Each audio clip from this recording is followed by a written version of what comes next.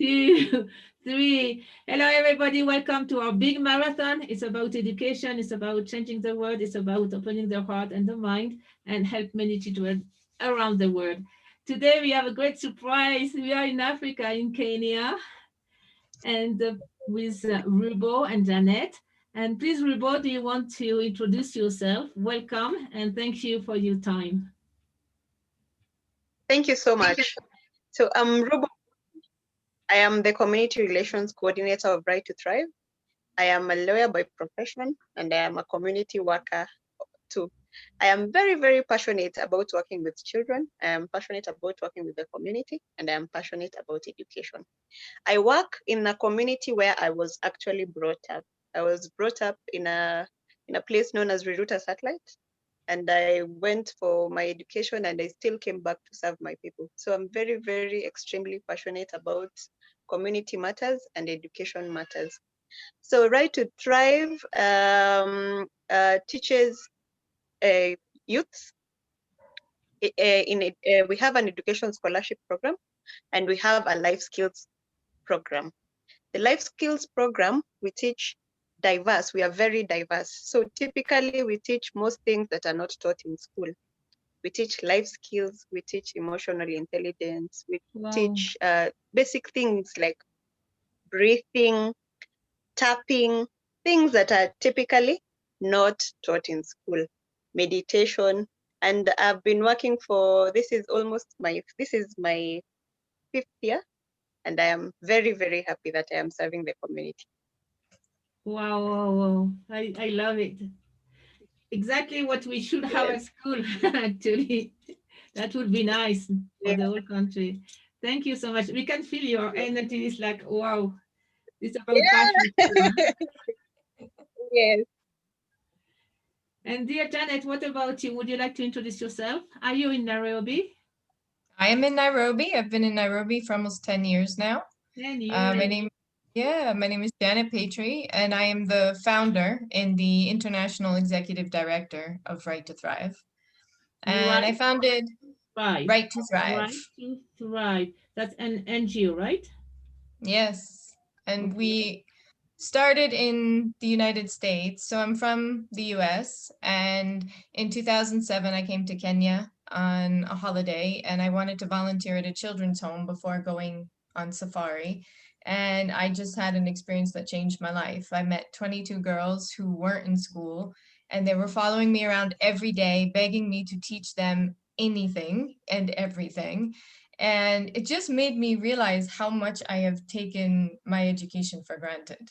Mm, How lucky I have been to have access to information, to go through formal schooling, although I could talk a lot about formal schooling and how I'm not the biggest fan of it. I'm very open-minded about teaching children in the way that they need to learn. So while I was at this children's home, I was getting to know each of the kids and they really wanted to learn things. So I just would randomly grab objects that were around me and start teaching them science, and gravity by throwing something in the air and watching it plummet to the earth. And I'm like, that's gravity. And this is just, my random unorthodox style of teaching. And I just saw them light up to learn things. And then they were begging me like, please, please, please let us go to school. And I was like, okay, how do we do that? So I went back to the US and I started Right to Thrive specifically to give scholarships to these 22 girls and send them to school. And that's how it all started. And then through the years, I started to realize that these children were ending up in children's homes mainly due to poverty, where the family couldn't take care of them and there was a lot of abandonment.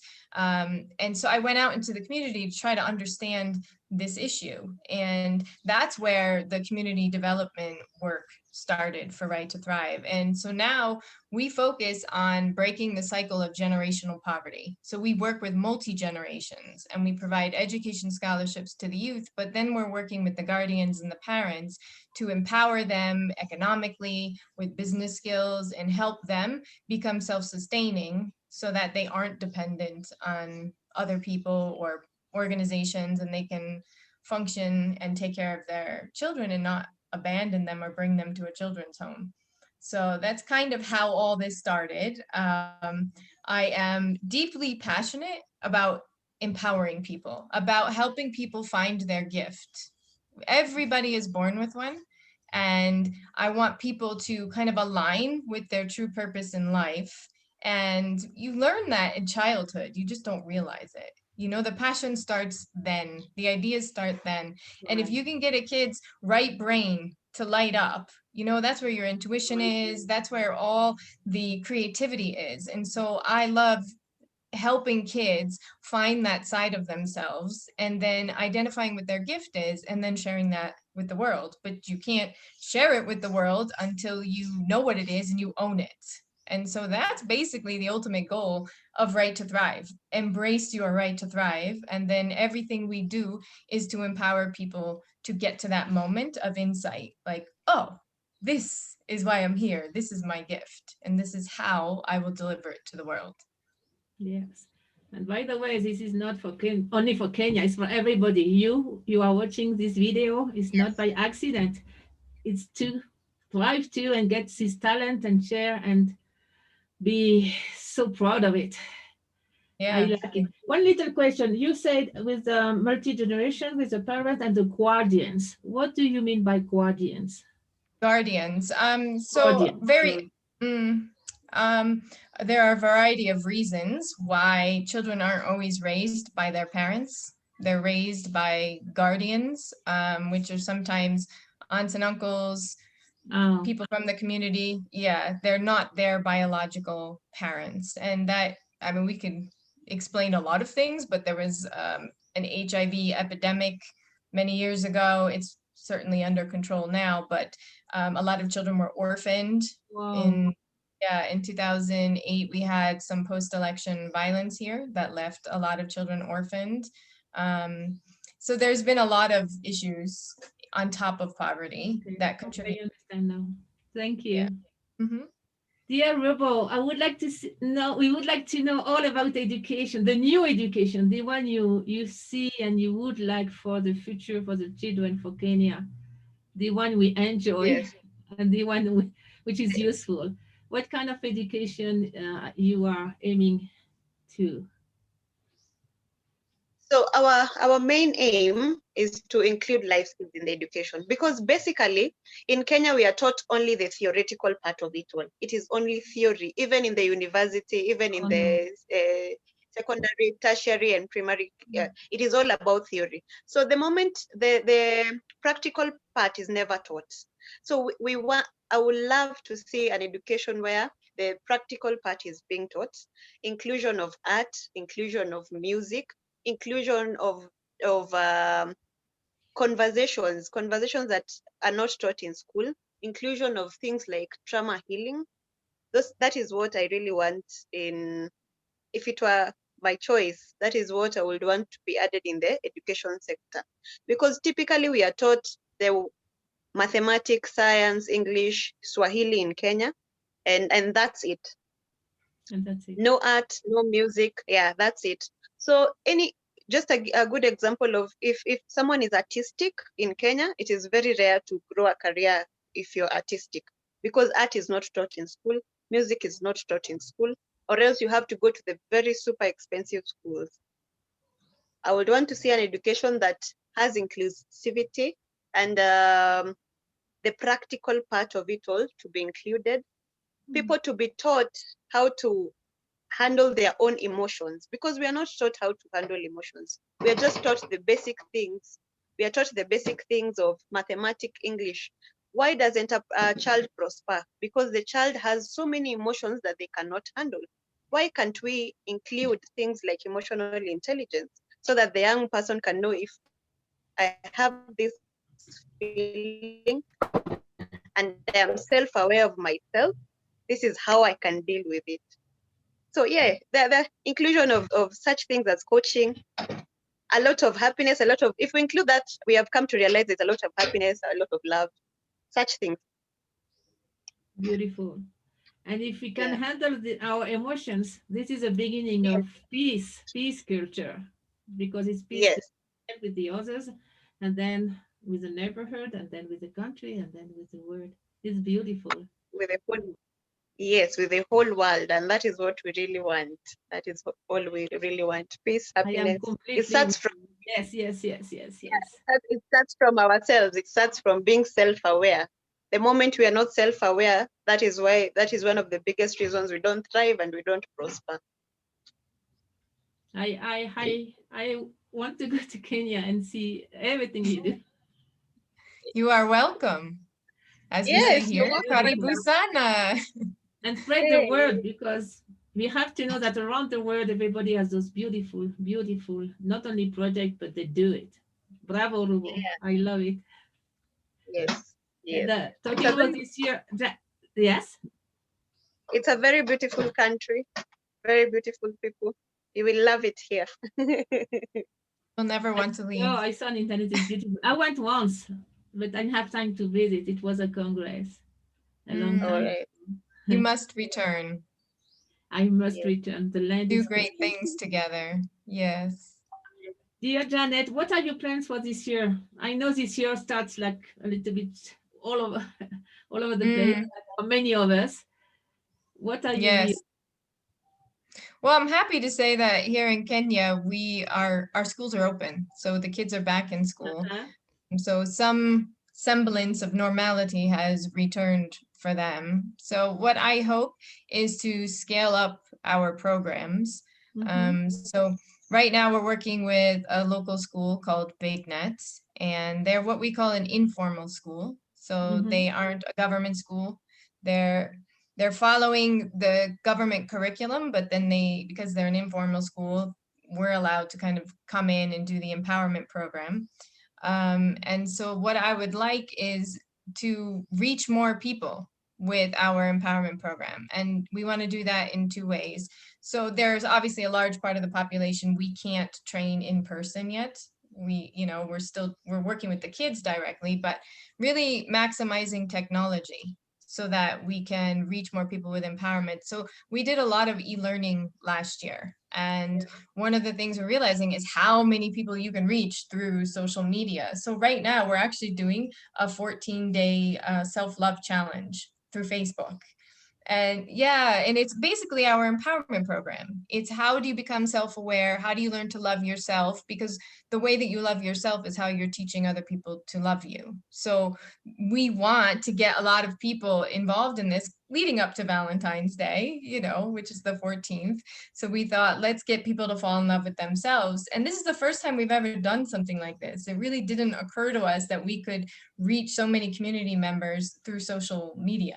Typically we're engaging with our donors on social media. So that's a big change for us, is really maximizing technology and looking for partners that will assist us with getting some smartphones, digital phones for people in Kenya, tablets, Mm-hmm. yeah, so that they can connect more with people all around the world. I just think there are so many opportunities. We were talking earlier about how it would be great to connect Kenyan schools with schools in South America and have kids talking to each other and sharing these learnings. So Yeah, that's like, for me, is kind of taking what we do in Kenya global. That's the big goal. beautiful. Yes. Excellent. And dear Rubo, what is your message to the world, to the teachers, and to the parents who are To the watching to the the world. marathon? To the world. Yes, to the world. Okay.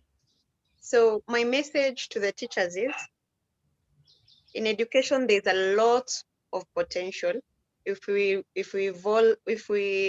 involve other management tools, things like trauma healing, reframing our thoughts, Mhm. emotional intelligence, breathing, a technique known as body talk cortices, and you will come to realize the moment that a child is calm, they can calm, peaceful, and happy, they can prosper in classwork.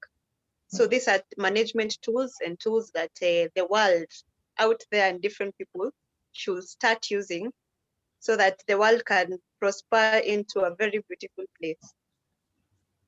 Beautiful. And to the Beautiful. Yeah. parents? Oh, to the parents.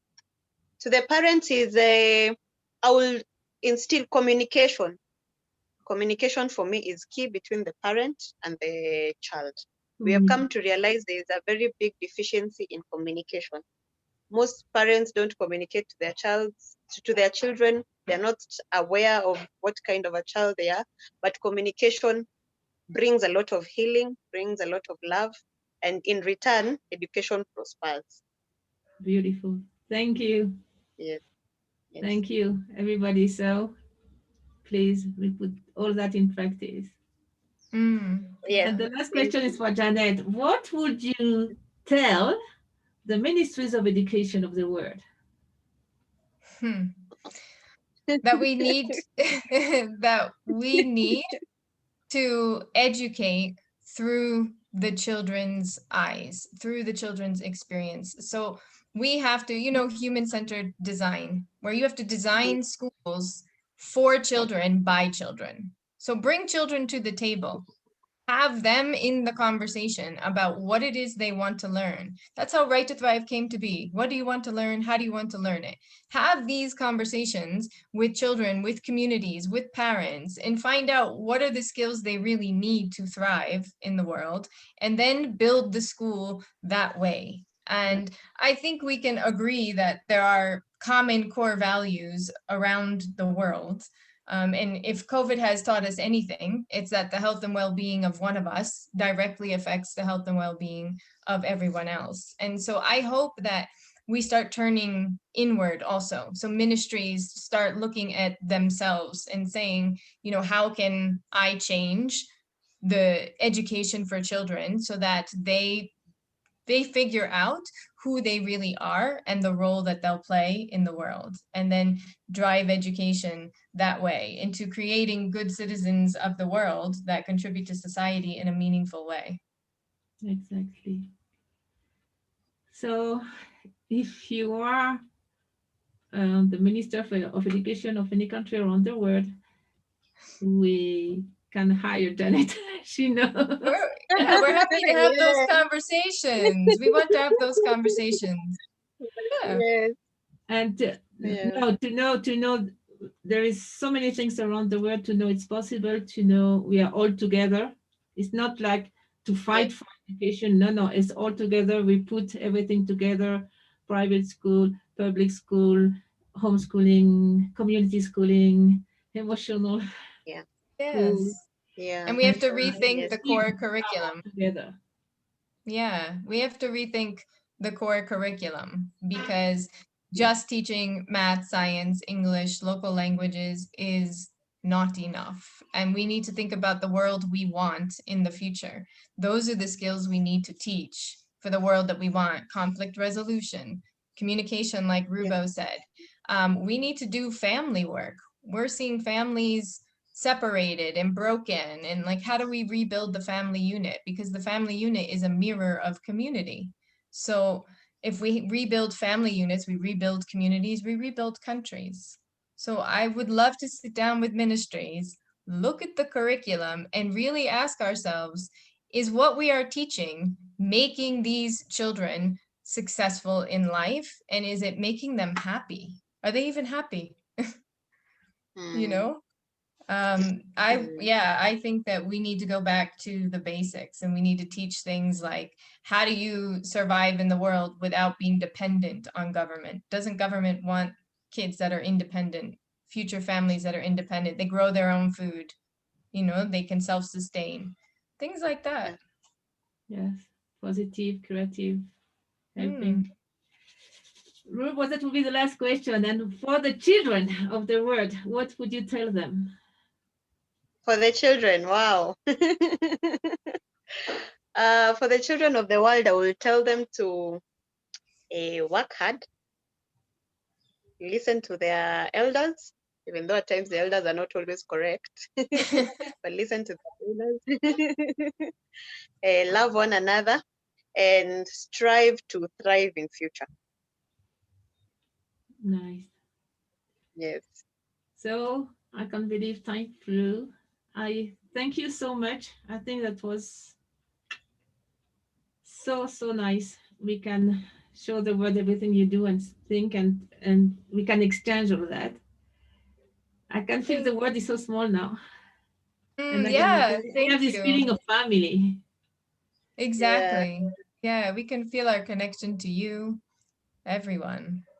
So I hope people reach out to us and we can start these conversations anywhere in the world. We are not limited to Kenya.